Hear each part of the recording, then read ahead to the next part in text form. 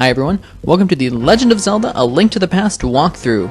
So now that we've rescued Zelda, we're supposed to go find the Elder Sahasrahla, but I know where he is. He's not actually in Kakariko Village, but let's make a pit stop in Kakariko Village to pick up some goodies first. So head down and to the left, because that is the direction of Kakariko Village. You can kill all the green soldiers who are after you, or you can just go ahead and stun them with your boomerang and walk by. So before heading into the village proper, we're going to head into the Lost Woods to get a couple of things first. Head straight up and into the woods. They're kind of foggy. Watch out for the crows there. I think they have an official name, but I'm not sure what it is right now. And you'll see this 3x3 bush. Cut into the center, drop down and grab piece of heart number 1.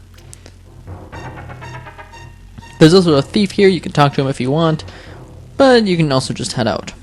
So we're not done here yet. Now we want to head to the left a little bit and up and past a couple of trees, and you'll see a mushroom laying there. Go ahead and pick that up. Remember this spot for later, because we will be coming back much later. Well, not much later, but a little bit later in the game for a very masterful piece of equipment. And then you can go ahead and head out of the woods.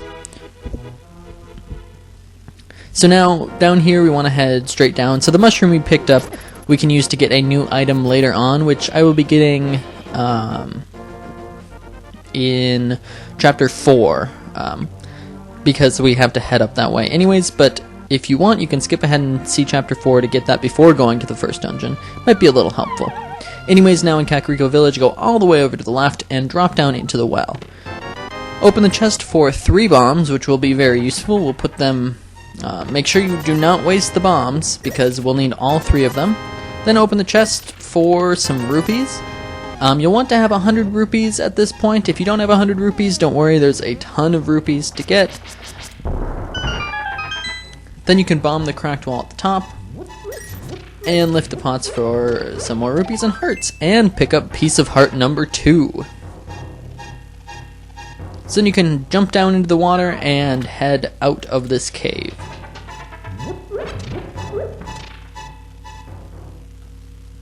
Now you want to head to the right and enter a gray house with looks like moss or grass on top. So this guy said this used to be a thieves' hideout. Remember that from much later in the game, and head down the stairs. So there's some treasure chests here. If you push the blocks in the manner that I do in the video, you can get all of the treasure chests in one go. And each of them contain 20 rupees, so you should be very close to 100 you really should have 100 at this point doing math, if you've been following along exactly what I've been doing, even if you didn't collect any rupees in the last part. Then bomb the wall at the top and get some more rupees. 5 apiece, that's 30 more, and open the chest for piece of heart number 3. Yeah, we're already cooking with piece of hearts. Now we can head out of this building, and we'll put our 100 rupees to use. So now head down and you'll see this merchant. Go ahead and talk to him, and he will offer you a bottle for 100 rupees. Go ahead and take it to get empty bottle number 1. So with these bottles we can put things in them, much like any other Zelda game, like fairies and bees too. But in order to catch the fairies or bees, we'll need a net. So head into the house that I just did. It is diagonal from the shop. And talk to the kid in the bed. He will lend you his bug catching net. Then head straight down. Now from here, head straight down into the back of the pub and open the treasure chest you see for empty bottle number 2. So yeah, we're already picking up a lot of collectibles here, and we just started the game. That's one of the beauties of this game, is there's a lot you can do right from the beginning. Although it is no A Link Between Worlds. That game also has a ton you can do before you do anything else, which is nice. I really like that game too, and I would suggest you play that one, especially if you enjoy this game.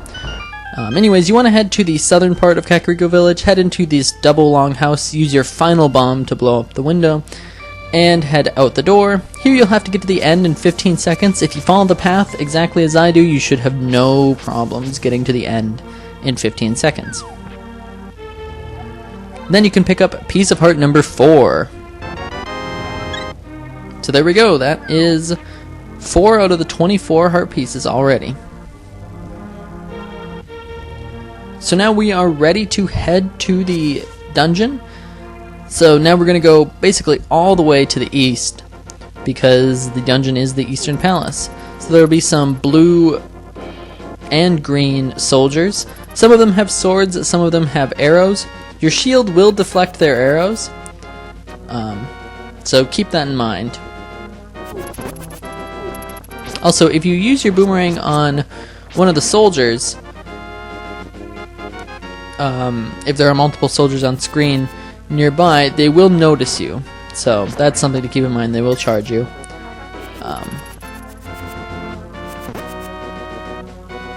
But just keep heading to the right until you reach a bridge, then you can head up across the bridge and to the right. So heading straight up would lead you into a field of Octoroks, and if you've gone there, you've gone too far. So now head up into the eastern lands here. There are some Octoroks that you can kill, as well as Armos statues. If you get too close to these, they will animate and start jumping towards you. 4 hits with your sword it will take to defeat these guys, and just follow the path that I am to get to the dungeon. Most of the Armos soldiers you can just skip by. Now head up here into the Eastern Palace. So like I said before, I will be skipping the map and compass, which is a good portion of this dungeon. So lift the pot, step on the switch, and then you can kill these jellies here. And then head up. Here there are some cannonballs, so make your way up to the top, and before going straight up, go to the left and down, and you can pick up some extra rupees, which we will need. At some point we're going to need 500 rupees, so start saving up. Then you could head back around the way you came and head up. So in this next room you have a choice of going left or right. Go right if you want the map, otherwise go left, as I'm doing in the video. Lift the pot and step on the switch and head to the left. So there's some Stalfos in here. They will jump away from you and they get kind of annoying. The best way to take them out right now is to use pots if they're nearby. So keep heading to the left, and there will be a room where 4 Stalfos will appear and you'll have 5 pots. So I recommend just using the pots to defeat them. Spin attacks also work well. Then you can head straight up. That chest contains the compass, so you can grab it if you want, or you can just keep heading down and to the right. There's a panel on the wall. You can talk to a Sahasrahla. He will basically tell you that the dungeon item will let you pierce armored foes, and so that's kind of useful. But go ahead and pick up the pots after you head to the right to get some arrows, because arrows will be useful. Then you can head all the way to the right and down. There are some jellies and anti-fairies in here. Anti-fairies are the red skull looking things, and they're called anti-fairies for a reason. You'll see why later on. But just head to the far right pot, the far top right pot in this room, and pick up a key, then head back the way you came. You don't have to step on the switch again, but if you did, that's not a big deal. And then head to the left. So now you'll be back in the cannonball room. Head all the way to the left across the bridges of this cannonball into the next room. So there are a bunch of enemies here. There's a bunch of anti-fairies guarding a pot, so you'll have to defeat the enemies, the rest of the enemies before they release. 2 Stalfos, 2 jellies, and an Igor. So the Igors can be really annoying. You have to get near them in order to hit them. I recommend using a pot, actually. A pot will take them out instantly. Otherwise, your sword doesn't do much to them.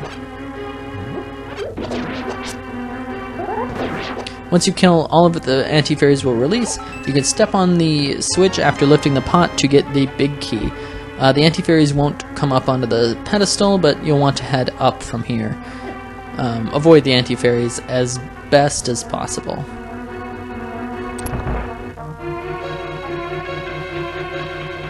Once here, push one of the blocks up. Well, push the right block up, and then head to the right. Back in this main room now, we can open the big chest. We need the big key to do that. So open it up for the dungeon item, the bow. So now that we have some arrows, we can use that. And if you jump off into the little pots, I guess, you'll get to a fairy room. So if you want some extra fairies, go ahead and do that. In this room, you want to kill the Igor on the right, grab his key, and then head to the left. If you head to the right, there's some rupees in there, which may be useful. We actually do need 500 at some point, so if you aren't confident in your ability of getting rupees, you might want to head that way. But once you head up here, head to the left, kill the bottommost Igor in this room, and step on the switch he was guarding. And I missed the middle one with a pot, but oh well. In this room, head to the top left switch with all the cannonballs, and in here, kill the Stalfos and the Red Igor. The Red Igor can only be defeated with the bow, and it takes 2 shots, so be mindful of that.